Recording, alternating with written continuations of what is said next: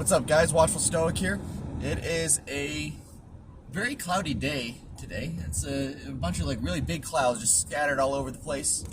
You got some nice big clear spots, and you have these really big clouds covering up other spots. It's really, really cool. So it's not like it's super flat. They're just very nice voluminous clouds. It's 99 degrees outside right now. It's not too bad. Pretty good. Still pretty hot, but not too bad. But yeah, before I jump into the man's search for meaning, I read a little bit more today. I didn't have very long to read, but I do think I can go into depth on the topic. Before I jump into it, give me a like, share, comment, subscribe. Talk to me. I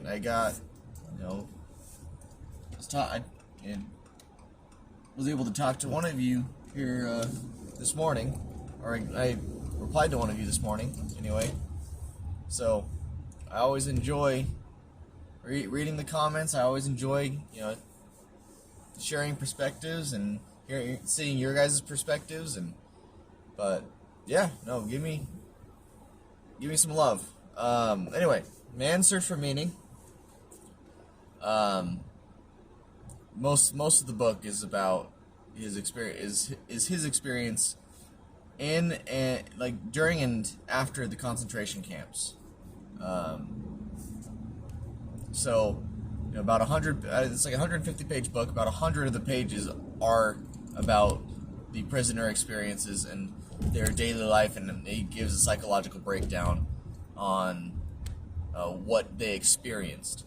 In the last video, I talked about how, the last thing I left on was how apathy was used as a defense mechanism. The human psyche relies on a bunch of different defense mechanisms in order to survive harsh environments, and it'll turn to a lot of different methods. Like the first one I mentioned was the delusion of reprieve, which means it's like you're going to get executed, and then at the very last second they let you go. That's the delusion of reprieve. Then after that, it's the adoption of apathy, and apathy is a good way to preserve yourself, because if nothing else matters except for surviving, you focus on what you need to do to survive. And in a survival situation, that is a good thing. But a lot of people have taken it, and it's now it's part of the go with the flow dynamic of society. And the law of entropy is everything is slowly collapsing and becoming more and more muddled and mixed.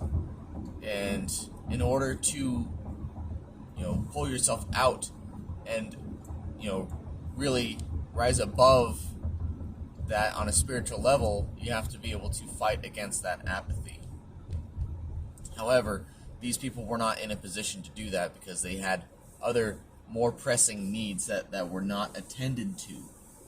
They were starving, they were cold, they did not have adequate food, they did not have adequate shelter, they did not have adequate clothing, they did not have adequate social, they had plenty of social capacity.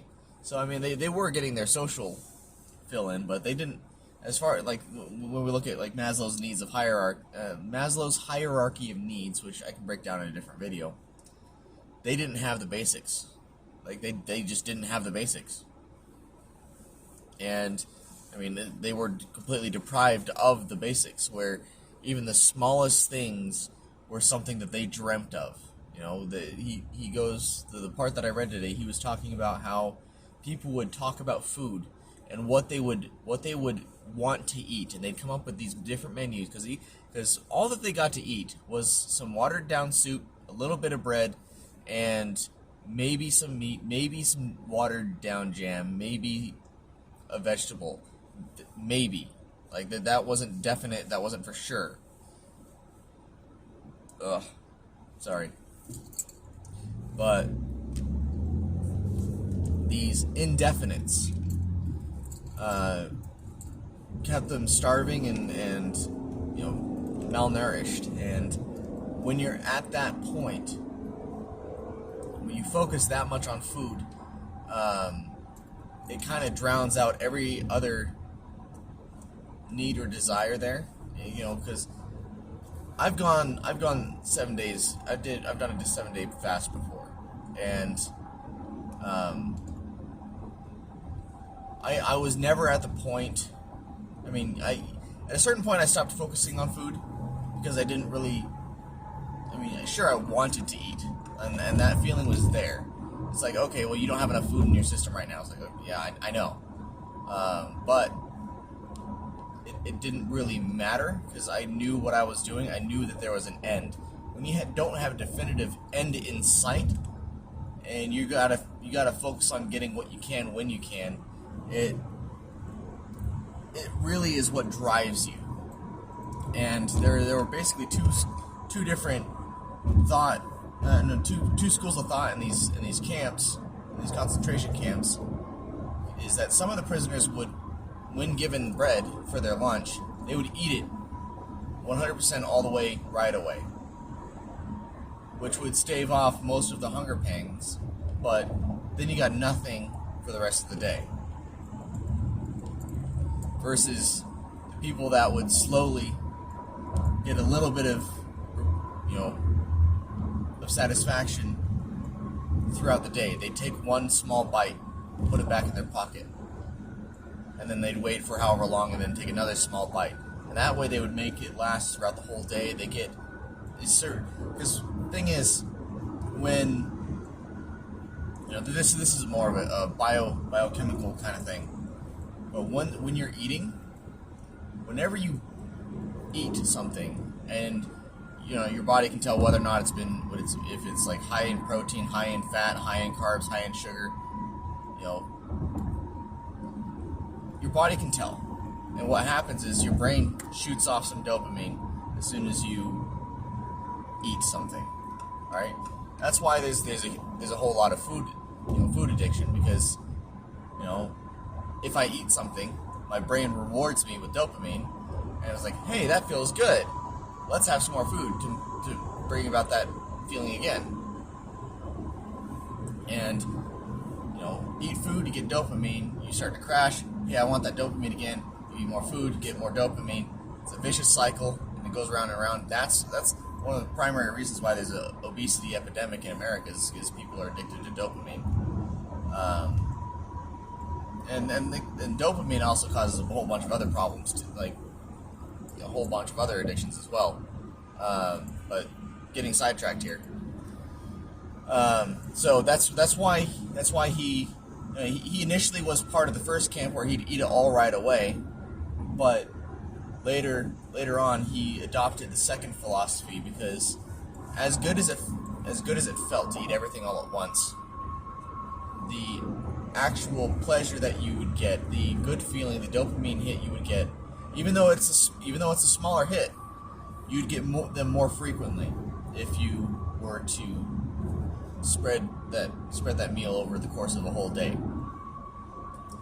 And it's not even a meal. Like it's barely anything at all. He touched on how the people that were malnourished, there wasn't any focus on sex at all. Like there wasn't any sexual perversion, there wasn't any sexual discussion at all, because everyone was malnourished. And he found that an interesting point, which, during my fast, my how do I put this? My desire, because we have sexual desires, they come and go. Like that's part of life. That's part of human nature, especially for men. Like men, with as much testosterone as we have, it's a part of daily life, and it's something that we have to deal with every day. But when I was fasting for that whole week, after day 1, day 2, my sexual thoughts just kind of disappeared. That's probably why it's really good for like spiritual moments, because you're not focused on sex. You're not, and I have a theory that I might go into in a different video, that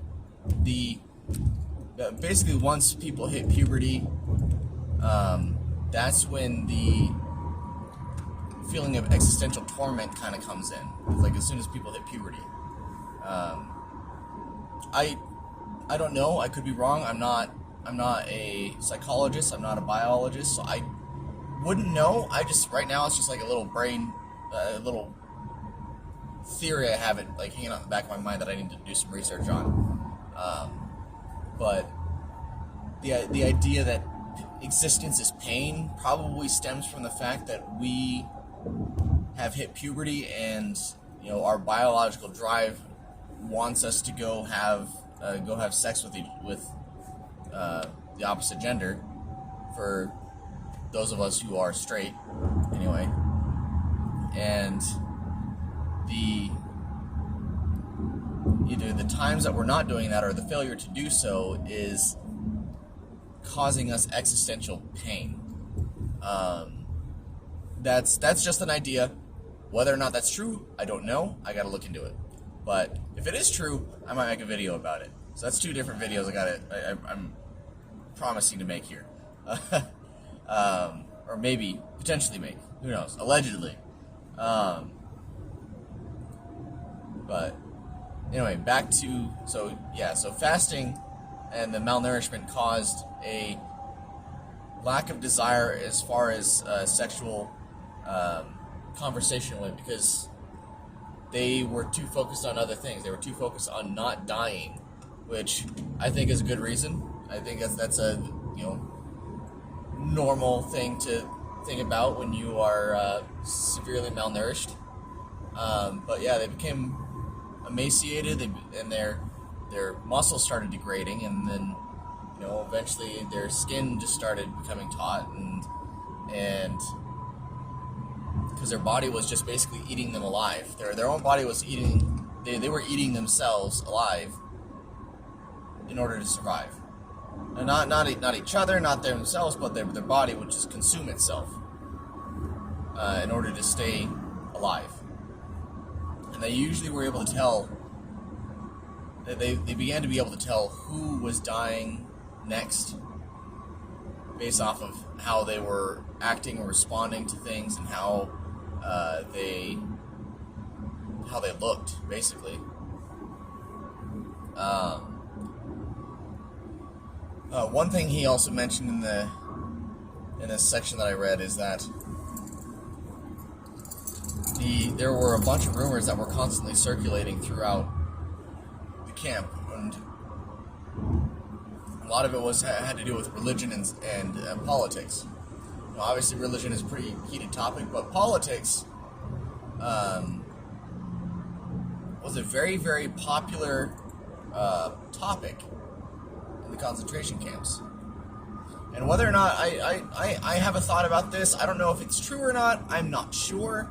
Maybe because there's a lot of people that were divided on politics, and maybe the reason why that was such a highly circulated topic was to keep people in control and partially against each other in some ways.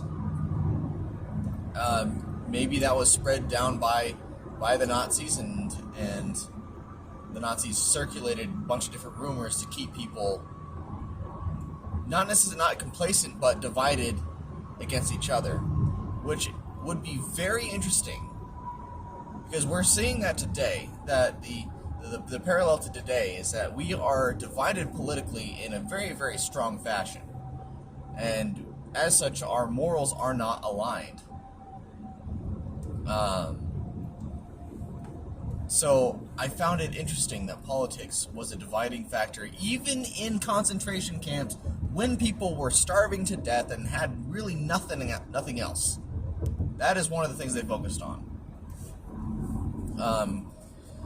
He did talk about how he focused on his wife every now and then, and that gave him a certain degree of hope, and that hope carried him through a lot of the hardships he was dealing with. And that his love for his wife, and he kind of understood, the poets of the medieval times, how they talk about love, and how love transcends a lot of different things, and their perspectives on love. He really came to understand it in that time of great tribulation. I would have loved to be able to have that same perspective and see exactly just how he was feeling. But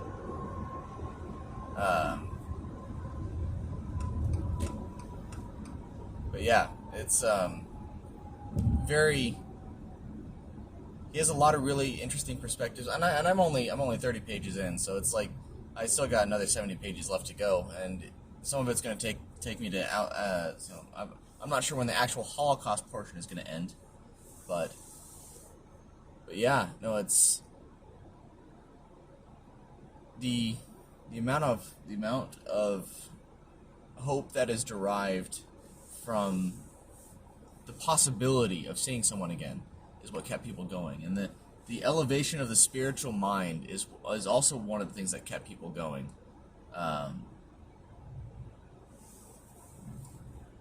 Because not having spirituality, not having something to live for, you tend to die very quickly, and that is something that we can see here in this life too. Like, people without a purpose, people without a spiritual sense of themselves, tend to not live as high of quality life as those that do.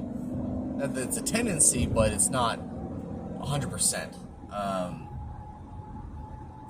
But anyway, I am going to leave it there for right now. I will have more. I'll have another video for you tomorrow. I hope you guys enjoy the various synopses I'm doing. But anyway, I love you all. I hope you all have a wonderful day, and I'll talk to you again tomorrow.